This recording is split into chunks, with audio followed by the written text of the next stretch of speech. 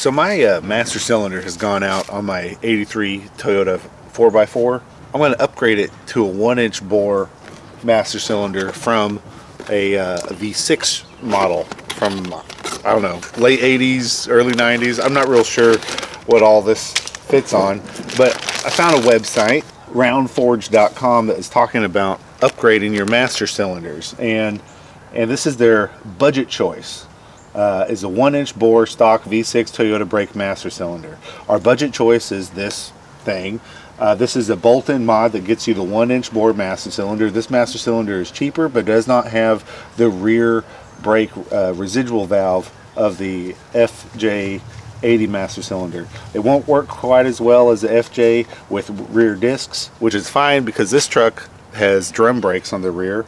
And then it says pre-1989 Minis and 4Runners will probably be fine with this, other than you need to change the wiring plug. So the low fluid light has a different plug, so I'm just going to cut the one off my old one and solder it on here, and we'll be good to go. I wish I had known this a long time ago, because back in like 2010, my master cylinder went out, and none of the part stores had one. I went everywhere, and I had no idea you could just any 4-bolt pattern master cylinder made by Toyota fits on any year, you know, and you can upgrade it from, God, I don't know how big that one is compared to this one, but it looks significantly bigger. So I'm going to have some touchy brakes and lock up my wheels and cause a wreck if the plan goes right. But anyways, this video is going to be on I guess replacing the master cylinder. So here's the master cylinder I'm replacing. It's not the original to the truck. The original one, the lines came out the side, front, and back. But out of desperation, I was able to find this one. Man, I had to go to an import auto repair place, and I begged them to buy me a master cylinder, because I guess I wasn't thinking about online shopping or how to swap them out back at the time. But none of the auto parts stores had one for this truck. After it was 25 years old, I went through this like dark age period of parts where I just couldn't find anything. My throttle cable broke, and it took me a month to find one. The hardest thing that I ever looked for was the emergency brake cable. When that sucker broke, the only place I could find one was the Toyota house, and I had to wait 3 weeks for it to get shipped in, and they're like, oh, this is the last one in the country.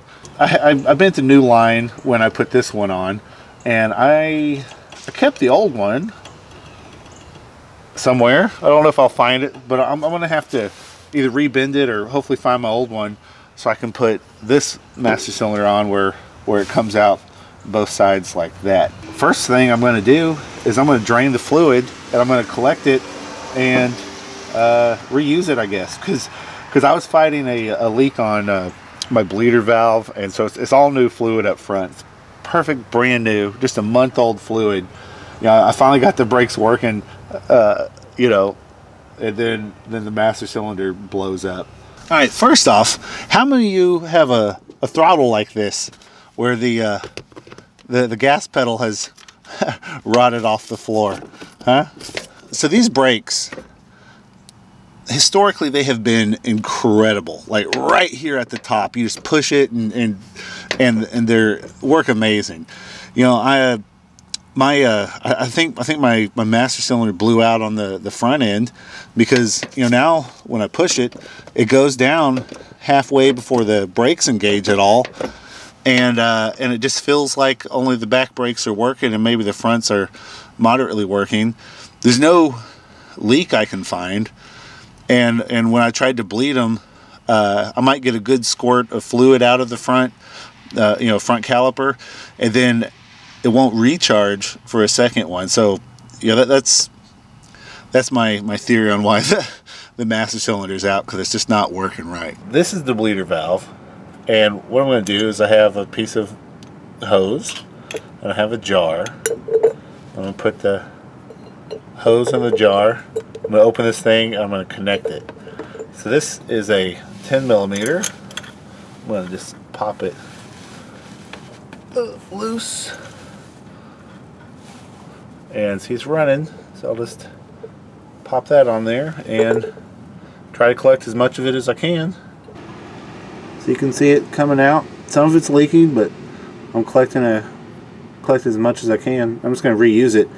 Alright, now this side is drained. I'm going to pull that hose off. I'm going to go ahead and close this. Just keep debris out of it. Alright, so we're still on the front. I'm going to put what I drained from the back side in a different jar. I imagine it's going to be grosser because I didn't have a leak in the back. Alright, now we're on the back side. Open this puppy up.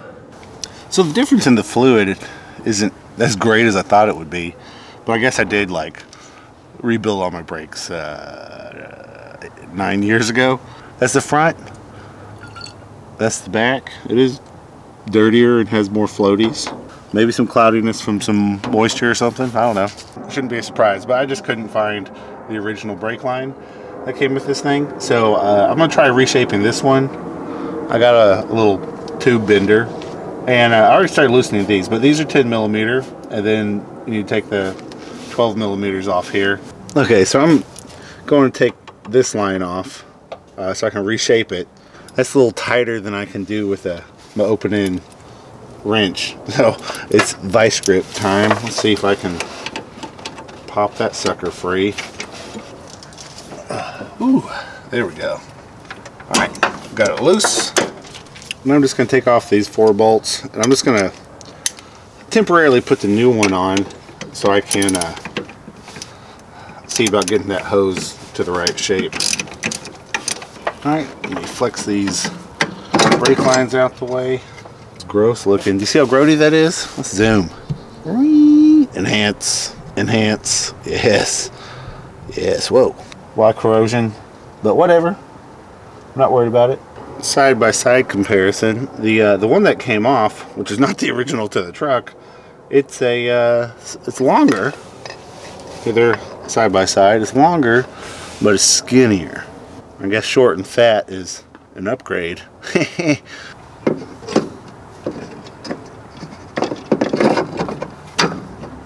I don't know if I can unbend any of these bends that I put in here.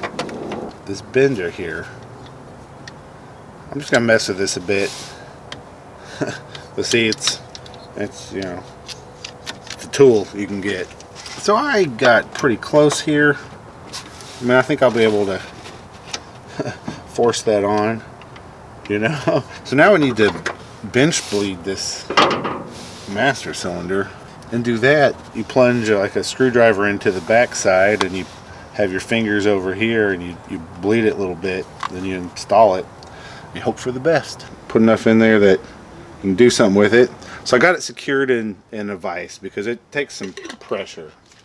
I'm going to take a screwdriver into the back end. I'm going to give it a push. So then with my fingers, we're going to push this down.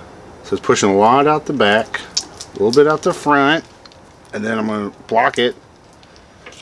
It'll pull a vacuum. We'll do that one more time if there's enough fluid. A lot out the back, good amount out the front, a little fart all the way down, and then with my fingers sealing it up like that.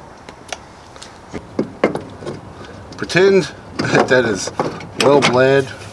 Everything's going to work just the way it's supposed to. I'm going to start reinstalling it. I'm going to get all the little brackets and nuts on and tighten it up a bit. So I might not have enough brake fluid to do this. So let's go ahead and put some in here because it's going to be leaking. Okay, so this is the rear brakes I'm messing with right now. Need a little bit of downward. Okay, I think that's it. Oh hell yeah. Okay, he's coming. I'm going pretty tight. Okay. That should be sealed. Just run fluid until it starts dripping out the back, and that'll get me pretty close to getting ready to bleed the brakes. Okay, never mind. This hose goes up and over the top of this fluid level. So this one will be kind of airlocked or whatever. Let's see if I can pump the pedal, see if we can get that to start flowing.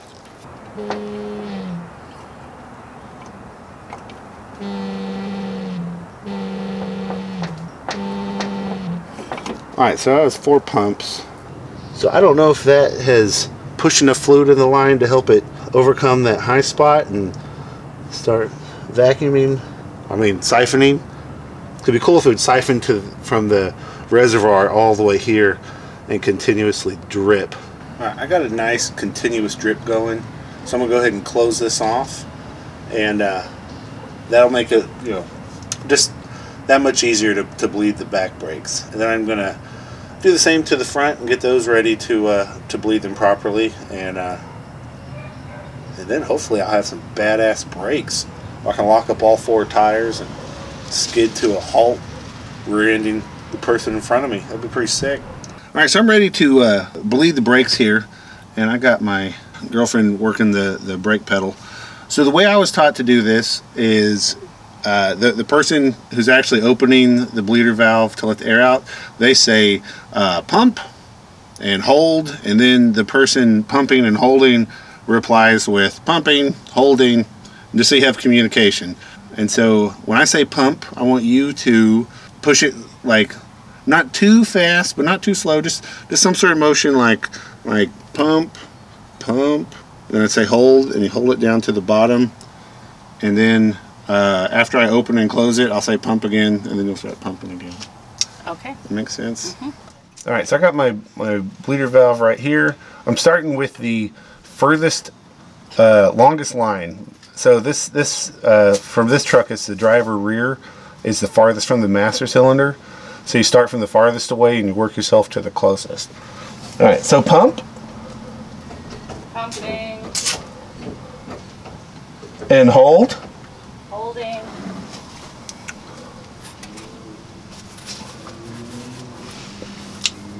Ooh, fluid.